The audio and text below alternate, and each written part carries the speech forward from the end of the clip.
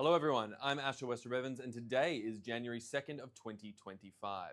And before we start, I would just like to remind you that 100 Israelis, including 2 young children, women and elderly, are still in captivity now for 454 days. This is the daily briefing of the Israeli Citizens Spokesperson's office. This week, the New York Times reported the complex rules that Israel follows to minimize harm to civilians in war. The Times claimed Israel loosened its war rules, and the Times criticized how Israel evaluated harm to civilians before striking terrorists. The Times criticized how Israel warned civilians before striking terrorists. But that means that fighting in an all-out war, Israel still evaluated harm to civilians. Israel still warned civilians. And the Times actually proved just how hard Israel tries to limit harm to civilians while striking the murderers that hide behind them. One thing in particular the Times reporting stood out to me.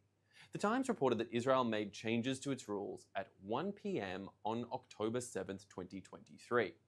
Now, what was going on 1 p.m. on October 7th, 2023? Well, Hamas death squads were still in the middle of their rape and murder rampage across Israel.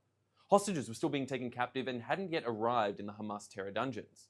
And on October 7th, 2023, Israel faced an existential threat. Hamas murdered over 1,200 people that day. If not stopped by Israeli soldiers and citizens, Hamas would have murdered many, many more.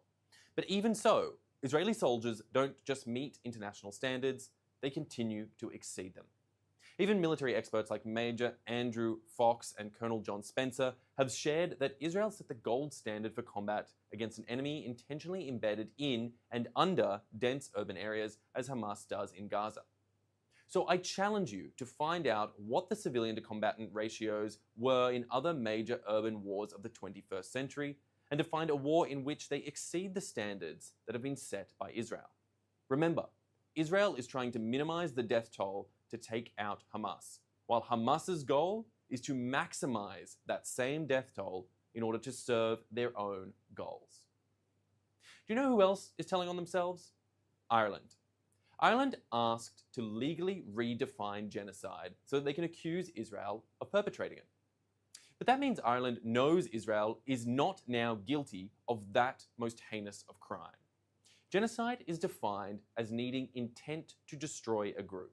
And that means someone has to mean to do genocide in order to do it on purpose. Ireland's request to the International Court of Justice, well, they asked, the perpetrator does not need to have as his purpose the commission of genocide. Yes, they actually wrote that.